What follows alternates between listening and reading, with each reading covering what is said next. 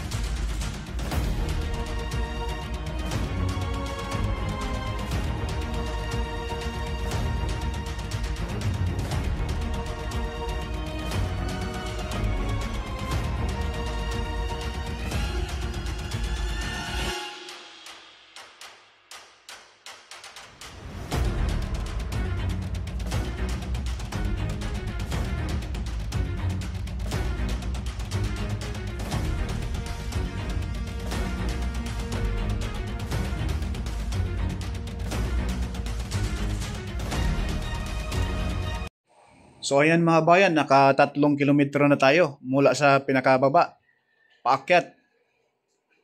Tapos mataas pa rin yung Marcos Mansion.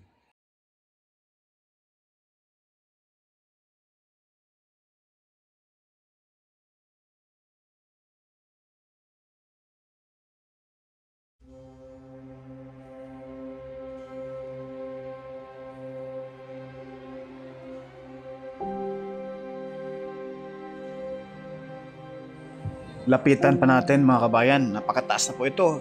Aakyat na po yung drone natin pang halos kulang-kulang 4 kilometro na po paakyat.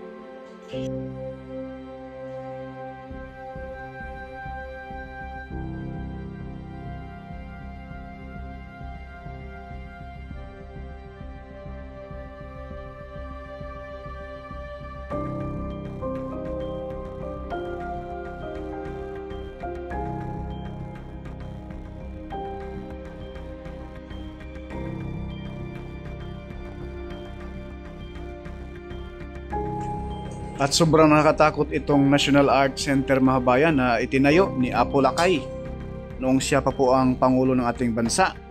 Talagang nasa bangin mga kabayan.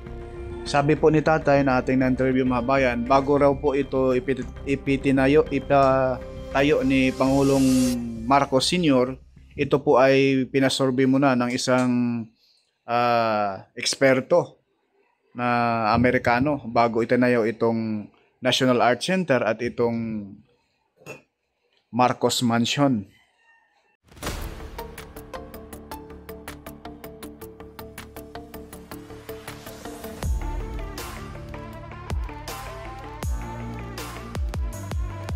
Nasa pang-4 na kilometro na po tayo mga kabayan, no? Yung taas nito mula sa baba sa pag-akyat ng ating drone.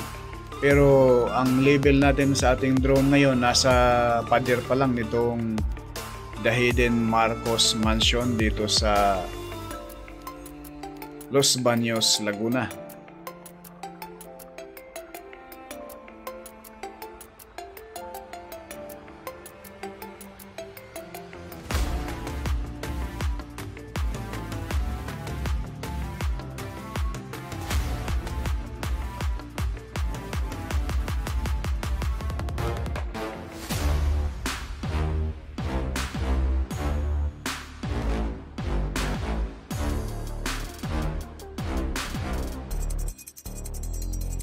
Ayan na po mga bayan, masisilayan na po natin yung National Arts Center na ipitinayo ni Apo Lakay noong siya pa po ay nanungkulan sa ating bansa. No?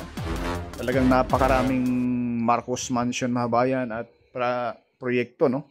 Noong siya pa po ay nanungkulan. Ayan, kalibel na po tayo mga bayan. Yung drone natin ay halos ano na siya, no? Kalibel na po rito sa bubong nitong National Arts Center. Dito po sa Los Baños City, Laguna.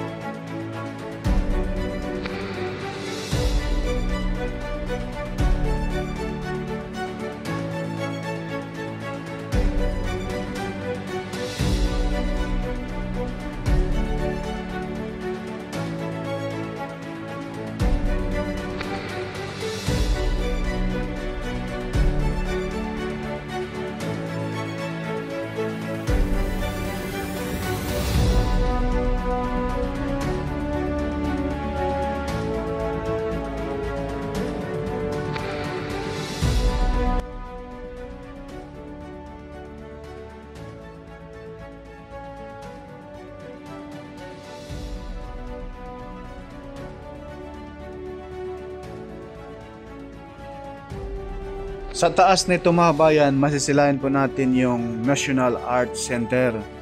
Ito po, katabi lang po ito sa Marcos Mansion dito po sa Los Baños, Laguna. Ayan na po sa bandang kanan mga kabayan, yung mismong National Art Center. Napakaganda, napaka-overlooking mga kabayan sa buong Laguna de Bay. Makikita po mga kabayan rito. Grabe ang ganda ng view. Sobrang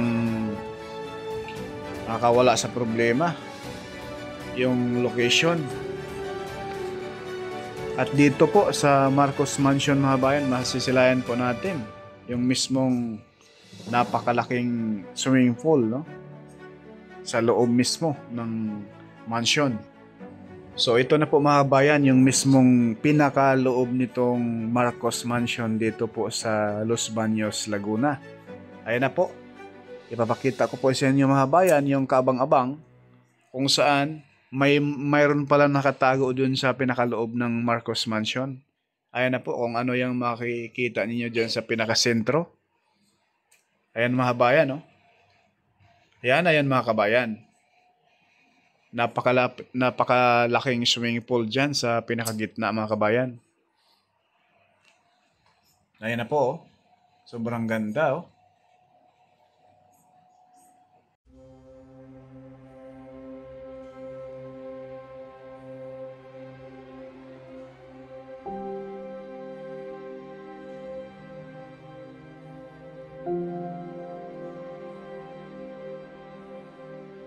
Nakikita niyo mga kabayan yung nakikita ko sa bandang kaliwa yung may araw.